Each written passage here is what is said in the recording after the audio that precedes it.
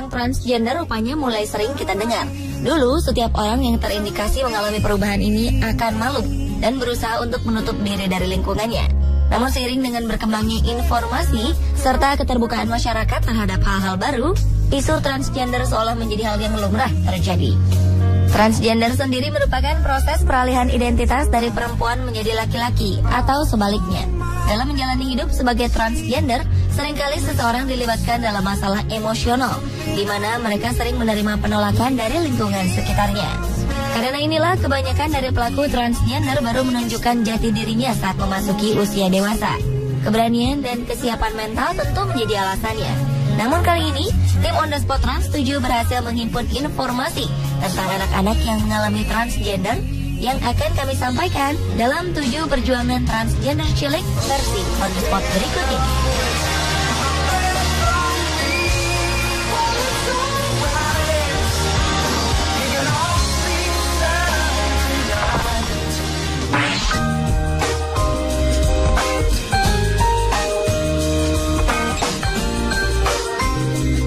Pasang orang tua bernama Jeremy dan Catherine Mathis awalnya tidak terlalu memikirkan perilaku anak laki-lakinya yang tidak menyukai mainan mobil-mobilan.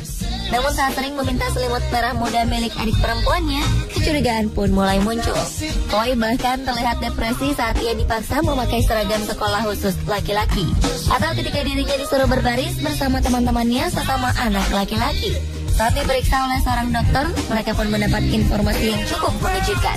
Chloe diketahui mengalami gangguan identitas gender, yang tak lain merupakan sebuah kondisi di mana seseorang mengidentifikasi diri sebagai lawan jenis. Tak ingin konflik terus menyiksa batin sang anak, orang tua Chloe akhirnya sepakat untuk membantunya hidup sebagai perempuan. Menurut keduanya, paksaan yang terus diberikan kepada sang anak dikhawatirkan akan mengganggu kestabilan emosi dan merusak hubungan antar keluarga. Jadilah kini Chloe hidup sebagai seorang gadis cilik yang cantik. Disinilah awal dari perjuangan lainnya harus ditempuh. Karena keluarga Chloe kini harus terlibat perseteruan hukum dengan distrik sekolah di kota Fountain. Adapun fokus utama yang dibahas adalah hak Chloe Fountain dalam menggunakan toilet anak perempuan, toilet duduk, atau toilet yang terletak di unit kesehatan sekolah. Selain itu, kedua orang tua Chloe pun mengadukan sekolah tempat anaknya belajar atas dugaan pelanggaran terhadap undang-undang anti-diskriminasi. Sejak muncul persoalan dengan penggunaan toilet di sekolahnya, Chloe yang kini berusia 6 tahun pun memilih untuk belajar di rumahnya.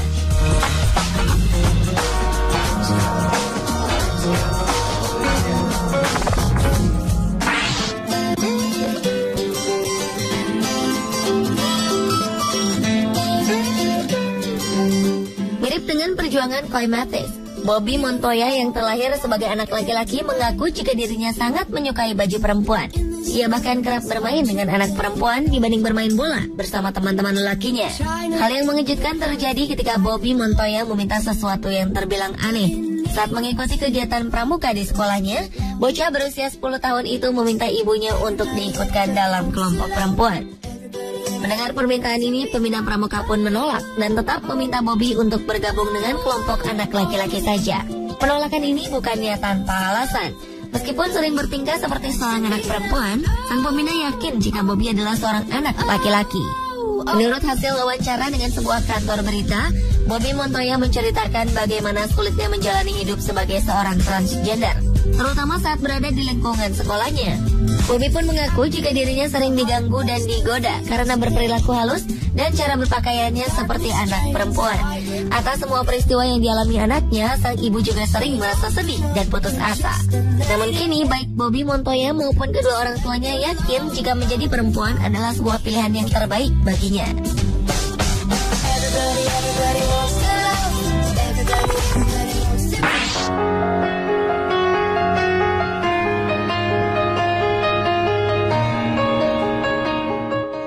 Seorang anak berusia 6 tahun secara resmi mengubah namanya menjadi Tyler sejak 18 bulan yang lalu. Terlahir dengan nama Catherine, ia sebenarnya memiliki ciri fisik sebagai seorang perempuan. Namun sejak berusia 2 tahun, ia menyatakan diri kepada orang tuanya jika dirinya adalah seorang anak laki-laki. Kedua orang tua Tyler, Jane dan Stephen, sebenarnya sudah mengetahui kelainan ini sejak lama. Tyler tampak tidak mau memainkan mainan kakaknya yang kebanyakan berupa boneka dan mainan anak perempuan lainnya.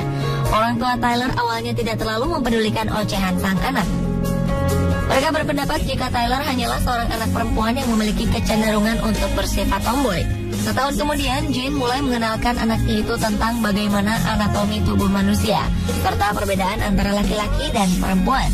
Kepadanya, Jane lalu meyakinkan jika Tyler adalah seorang perempuan. Penjelasan Jane rupanya malah membuat Tyler kebingungan. Ia menanyakan bagaimana sang ibu telah mengubahnya menjadi seorang perempuan, padahal ia yakin jika sebelumnya dirinya adalah seorang laki-laki. Sejak saat itulah ia ingin agar semua orang mulai memanggilnya dengan nama Tyler. Ia pun mulai membuang semua pakaian perempuannya dan hanya mengenakan pakaian anak laki-laki saja. Kepada setiap orang yang menanyakan identitasnya, Tyler dengan mantap mengatakan jika dirinya bukanlah seorang transgender, melainkan murni seorang laki-laki.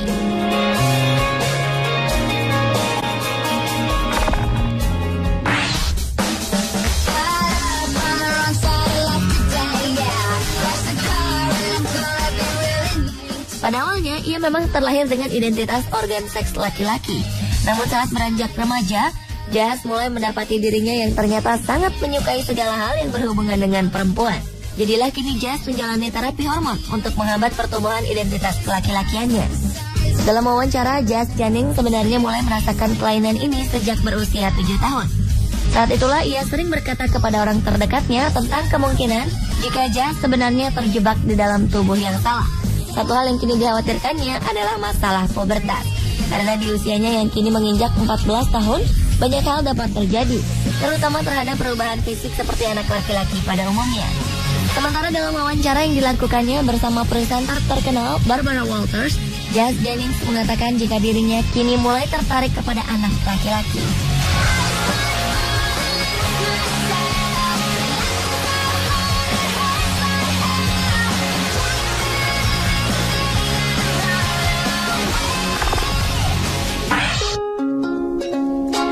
Sitting at the coffee table where you're reading Kierkegaard.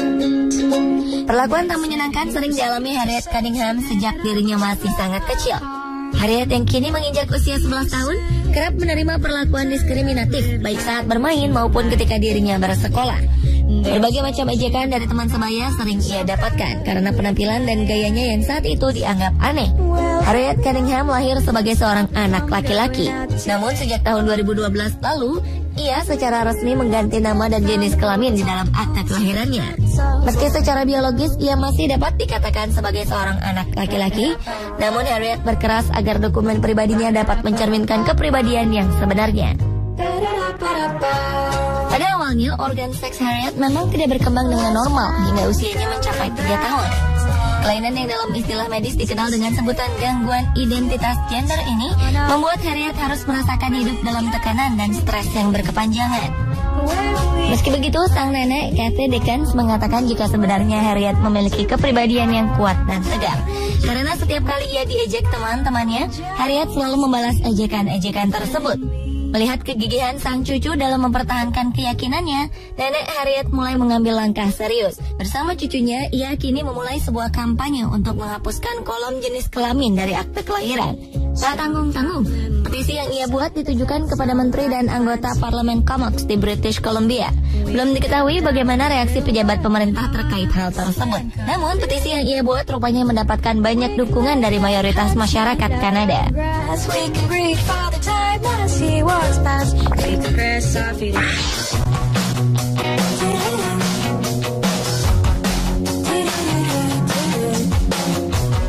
Perjuangan tak kenal lelah diperlihatkan oleh seorang bocah laki-laki asal Kanada yang baru saja menginjak usia 11 tahun. Pada tahun 2013, Ron Kaufman muncul ke hadapan publik dan menyatakan diri sebagai seorang transgender. Pernyataan ini ikut didukung oleh sang ibu Wen Kaufman yang mengatakan jika anaknya itu selalu bersemangat untuk menunjukkan jati dirinya sejak masih berusia 4 tahun. Sejak kecil, Ron Kaufman memang diidentifikasi sebagai seorang perempuan. Namun seiring bertambahnya usia, Ren mulai memperlihatkan kesukaannya untuk memakai pakaian anak laki-laki. Kepada sang ibu, Ren bahkan menanyakan tentang kemungkinan dirinya berubah menjadi seorang laki-laki. Melihat hal ini, keluarga Ren kemudian membawanya untuk berkonsultasi dengan seorang psikiater. Namun setelah melalui beberapa sesi wawancara, psikiater tersebut berusaha meyakinkan agar keluarga Ren mau menerimanya sebagai seorang anak laki-laki. Sejak saat itulah Ren merasa lebih bahagia dengan keadaannya. dan pun kini memiliki cita-cita sebagai seorang psikolog agar dirinya kelak dapat membantu anak-anak dengan masalah yang sama dengan yang ia alami. Ia pun menyarankan agar anak-anak yang mengalami krisis identitas gender mau menceritakan semua masalahnya kepada orang tua mereka. Menurutnya, orang tua mungkin tak akan dengan mudah mengerti masalah mereka. Namun yakinlah, jika pada akhirnya orang tua akan selalu mencintai anak mereka apa adanya.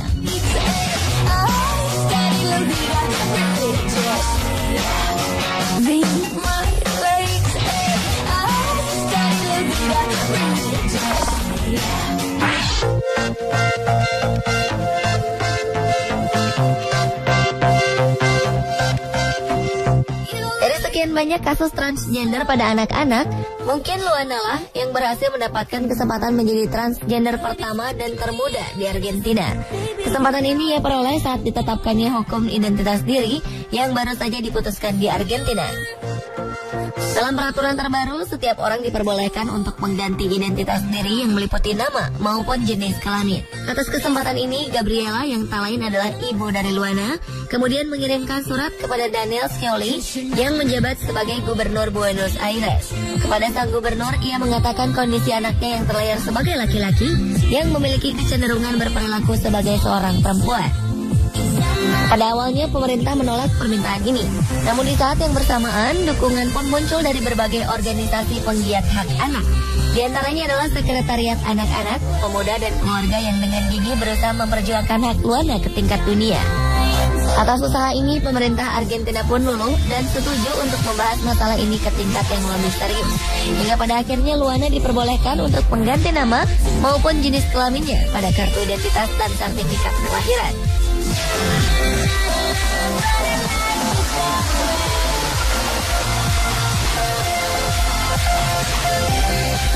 Pemirsa, itulah 7 kisah perjuangan transgender cilik versi On The Spot.